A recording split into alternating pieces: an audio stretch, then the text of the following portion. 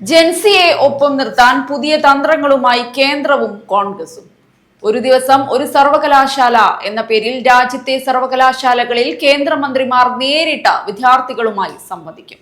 രാഹുൽ ഗാന്ധി ആരംഭിച്ച ഛത്രോം കി ഗൂഞ്ച് പരിപാടി രാജ്യത്തെ 800 നഗരങ്ങളിലേക്ക് വ്യാപിപ്പിക്കാൻ തീരുമാനം.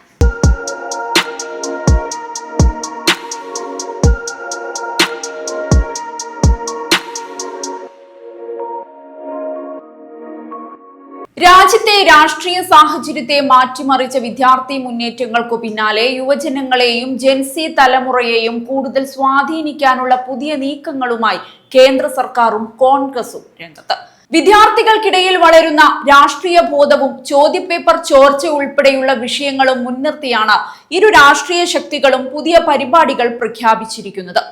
പ്രധാനമന്ത്രി നരേന്ദ്രമോദിയുടെ അധ്യക്ഷതയിൽ ചേർന്ന കേന്ദ്ര മന്ത്രിസഭാ യോഗം ഒരു ദിവസം ഒരു സർവകലാശാല എന്ന പേരിൽ രാജ്യത്തെ സർവകലാശാലകളിൽ കേന്ദ്രമന്ത്രിമാർ നേരിട്ട് വിദ്യാർത്ഥികളുമായി സംവദിക്കുന്ന പദ്ധതി ആരംഭിക്കുവാനും തീരുമാനിച്ചിരിക്കുകയാണ്.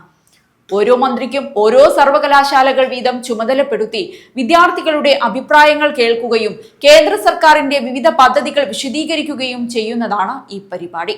UGC കണക്കുകൾ പ്രകാരം രാജ്യത്ത് 1300-ലധികം സർവകലാശാലകളാണുള്ളത്.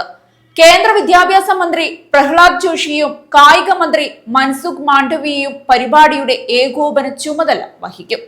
ജൻസിയെ ലക്ഷ്യമിട്ട് സാമൂഹിക മാധ്യമങ്ങളിലും കൂടുതൽ സജീവമാകാൻ മന്ത്രിമാർക്ക് പ്രധാനമന്ത്രി നിർദ്ദേശം നൽകിയതായും റിപ്പോർട്ടുകളുണ്ട്.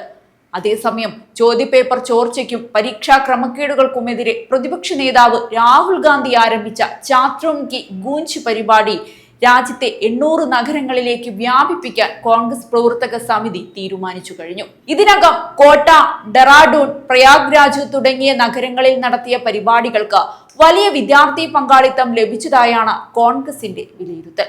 ചെറുതും ഇടത്തരം നഗരങ്ങളിലേക്കും വിദ്യാർത്ഥി സംവാദങ്ങൾ വ്യാപിപ്പിക്കുവാനാണ് കോൺഗ്രസിന്റെ പദ്ധതി. വിദ്യാഭ്യാസ മേഖലയിലെ പരിഷ്കാരങ്ങൾക്ക് സംസ്ഥാന തലത്തിൽ സമഗ്ര പദ്ധതികൾ തയ്യാറാക്കുവാനും പാർട്ടി നേതൃത്വം നിർദ്ദേശം നൽകിയിട്ടുണ്ട്. വിദ്യാർത്ഥി സമൂഹത്തെ സ്വാധീനിക്കുന്നതിൽ പുതിയ തലമുറയുടെ രാഷ്ട്രീയ നിലപാടുകൾ നിർണായകമാണെന്ന തിരിച്ചറിവിലാണ് കേന്ദ്ര സർക്കാരും കോൺഗ്രസും വ്യത്യസ്ത പദ്ധതികളുമായി രംഗത്തിറങ്ങുന്നത്. രാജ്യത്തെ രാഷ്ട്രീയ പോരാട്ടത്തിൽ വിദ്യാർത്ഥികളും യുവജനങ്ങളും ഇനി കൂടുതൽ നിർണായക ശക്തികളാകുമെന്ന സൂചനകളാണ് പുതിയ നീക്കങ്ങൾ നൽകുന്നത്.